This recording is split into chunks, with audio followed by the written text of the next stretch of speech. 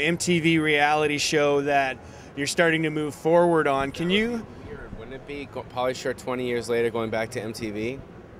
I don't think it would be so much weird as interesting to see where you're at and what you're doing. And from what I understand, it's a mix of reality and made-up sitcom, right? No, it's more reality. It's a reality show about a family that most people that know who I am don't know that I have. Do you understand? Like, they know that, or people that know anything about me, they'll know, oh, he grew up at the Comedy Store, his mom's Mitzi, and he's got some brothers, and, you know, if they, anyone that knows, but a lot of people don't know that I have this other kind of family that's brewing on the side. So it's a reality show about that family. So, because you married... It's like K plus 8. Well, you went back and you got back together with a Playboy Playmate that you had dated back in the day, and your kids merged, right? Yeah, she's got a couple kids, and I have a couple kids that have been living with my dad in Vegas for a while. So, you know, I'm kind of like trying to make up for lost time, you know, like a broken down piece of wheeze, you know? Like you know, we're gonna live together in a like a modest house in the valley. You know, I'm gonna, you know, do fatherly things. You know what I mean? Like I'm gonna rub.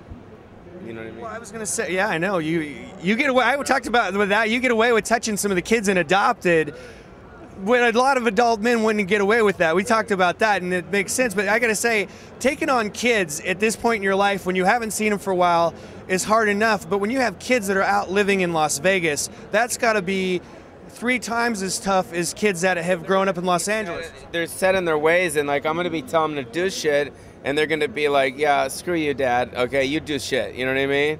So it's gonna be a little bit role reversal.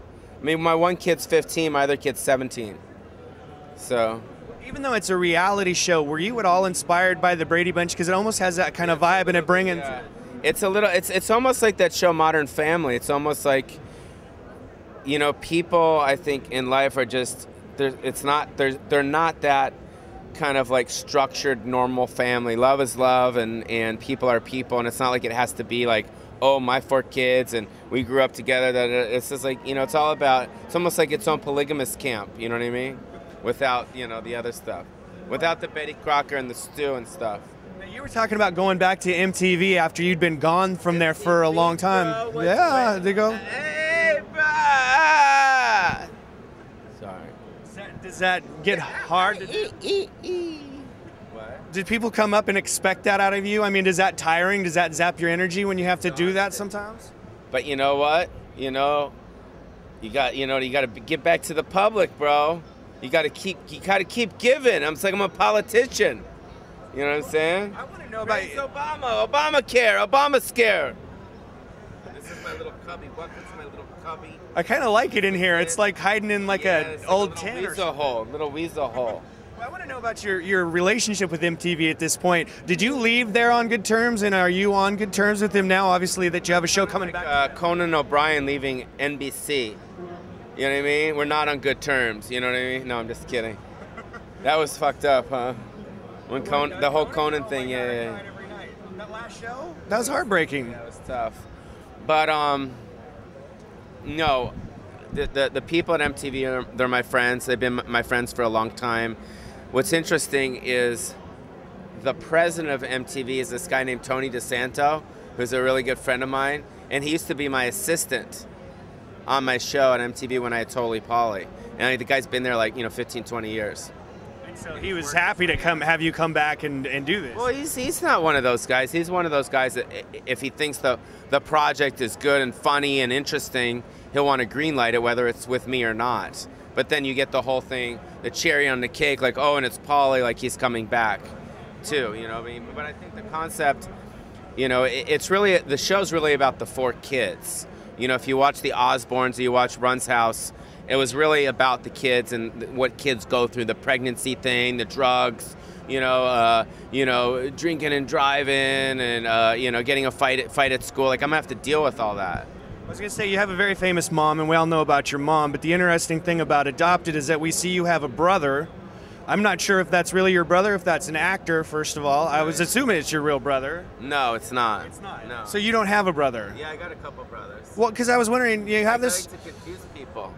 Well, it's confusing to me, but now you have the show coming, and I'm wondering, are you more open to showing exactly what's going on in your life now and introducing them to other members of your family? I mean, are you more comfortable with that at this point? The deal is that my brothers and I, we don't get along.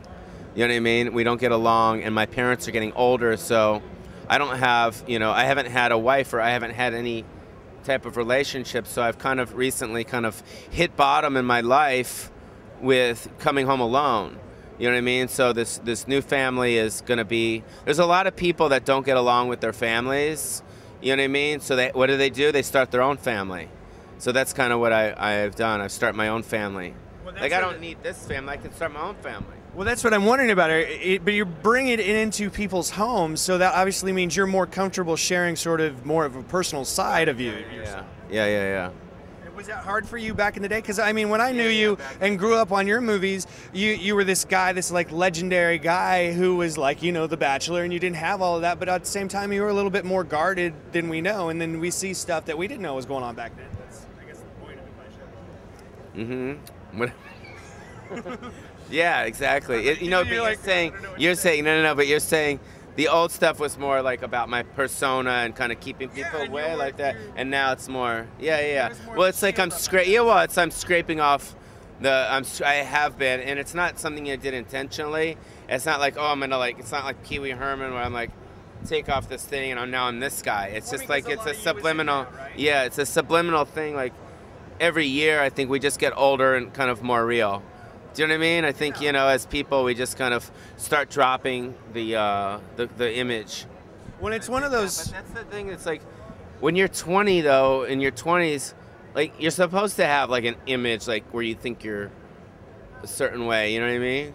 But I think it's working for you because, I mean, from what I see, people are coming out in droves to your shows, your live shows, and all of a sudden you're getting this big following again when you kind of dropped off a little bit and you made these movies, which both of them I genuinely enjoy. I think what you're doing as far as the reality, sort of mix that faux documentary with Adopted is really cool.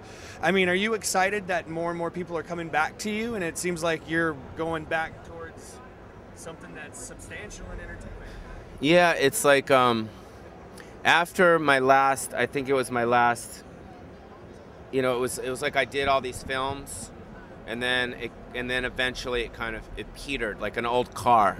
You know what I mean? Like it just petered. It's like boom, boom, boom, boom, boom, and I was a dead car on the side of the road, which wasn't bad because that's really what happens to probably, I'd say, 99.9% of the people in the business that become at a certain level.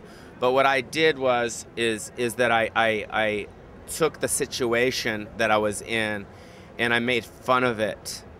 Do you understand? And I didn't wind up a drug addict. I didn't wind up on a surreal life. I didn't wind up a victim. You know what I mean? There was a lot of that kind of going on of not being wanted, and because I love to work, and when you're not working every year, I got a little sad. I got depressed. And that's when I did Pauly Shore is Dead, which was, to me, kind of the second part of my career, which was kind of making fun of the situation that I was in, because I was so sick of people coming up to me going, when are you going to do? When are you going to do another movie? And it's like, motherfucker, my last movies ate shit. Do you know what I mean? I'm not going to be doing another movie, Did Jury Duty the last one in that group? No, Biodome. Biodome was the last one. See, Biodome has a following. Yeah. Which is crazy. It was Jury Duty that I remember that the critics attacked the hardest. But if you go back and look at that, some of the parts of that movie are kind of brilliant. When you go back and look at like 12 Angry Men or just watch that John Cusack movie, it has some pretty substantial stuff. Well, that's the thing about my films is and if you notice now, you talk about the resurgence. It's not so much about the resurgence about the films that I've been doing, which are my indie films. But it's mostly also about the fact that my movies play now more than they did before. So Son-in-Law, Encino Man, Biodome, In the Arm, all these films that I did, they hold up. So if you look back, you say, you know what, maybe those films weren't that bad, and maybe I was just dissing them because it was the cool thing to do at the time. Because CMT wouldn't constantly play Son-in-Law if the ratings were in the toilet. Yeah. Do you understand? It's the highest rated show ever on CMT. Rated film. The Army was just on, but I don't know if it was on CMT. Yeah. So the movies that I did, looking back on it, yes, some were better than the other, but they weren't pieces of shit. And I think that's kind of... people are discovering now. Yeah. A lot of people didn't watch the movies. They just heard the critics, and you can't ever trust a critic. Right. And then they catch the movie, and it's awesome. Yeah, and they're not that Well, bad. Well, I ask one last question. I truly do, and I enjoyed Adopted. I thought it was a great movie. I'm not just telling you that because you're sitting here. I enjoy these movies, and I want to know, where are you going to go from here? Adopted, new DVD out at Walmart. I used to go straight to the films, now to theaters. Now I go straight to motherfucking Walmart. So you can get a rake, you can buy your son a tricycle, get some horse manure, and get Pauly Shore's Adopted at Walmart. You got to get it. It's on shelves. Actually, better, because going to the movie sucks right now. Yeah, it does. So let me tell you about my next venture. That's what I want to know about. Yeah, the next venture. No, the next venture's, I think. Can I burp really quick? Go for it. Excuse me. The next venture, Whoa. I think, is going to top everything that I've ever done. Are you going to tell me what it is? I'm going to tell you what it is. I'm not an idiot. I'm not a loser. I'm not some guy who's like, oh, this is going to be great. Because when I tell you it, you're going to be, holy shit, that's going to be fucking hot. Yeah, I'm ready to hear this. So, Pauly Shore is known for a certain genre of comedy, and most recently, he's doing stuff that's a little bit more deeper and better and blah, blah, blah. But he's still known for comedy. Now, a lot of people don't know, before I started doing comedy, like movies and stand-up and MTV, I just did dramatic stuff. Do you understand? I just did stuff that was serious. But you think of Pauly Shore, you'd never think of anything serious. So I came up with a script and a concept that's written, and it's pretty much ready to go. It's called Slut Killer, right? And it's a thriller. It's like and it's not like a horror film. It's going to be like in the tone of like a Fatal Attraction, where I play a slut vigilante. It's a slut killer. It's about a guy that's a trust fund baby in Vegas, and he basically kills. He's a serial killer. He kills women that come to Vegas that cheat on their husbands. You know what I mean? Because these women, they're like, oh, it's Vegas, fuck it. Like, not to this guy. Because these women, in his eyes, are ruining the fabric of the American families. Do you understand? Because when he was a child, his mom died, and his father remarried like an Anna Nicole Smith type that basically devastated his father, who was very rich. So the first slut that he kills is his stepmom. So it's basically, he goes off on basically, it's almost like Dexter a little bit, where he kills the people that you want him to kill. And then, and it's like a dark, it's like a dark, serious. Yeah, it's straight serious. Right now, you're not fucking with me. No, I'm being serious. That sounds pretty awesome. Yeah, it's gonna be cool. It's gonna be Pauly Shore is the slut killer. Whatever happens in Vegas slays in Vegas. Yeah, and you're gonna, absolutely not. No, his name's, what the fuck's his name? Wayne Evans. You know what I mean? The opening scene, he's killing a girl. It's like if you watch Dexter, and he's got the bitch in the fucking shed, and she's tied up. Well, that's what I'm saying. I'm looking for a director right now, because I don't want to direct it. I want to get a director in there that brings like a really darkness to it, and yeah, and it's very simple. It's going to be a very low budget, but high concept. That's what I like to do. I like to do low budget, high concept films, and do something totally different. You know what I mean? So, yeah. So, Slut Killer.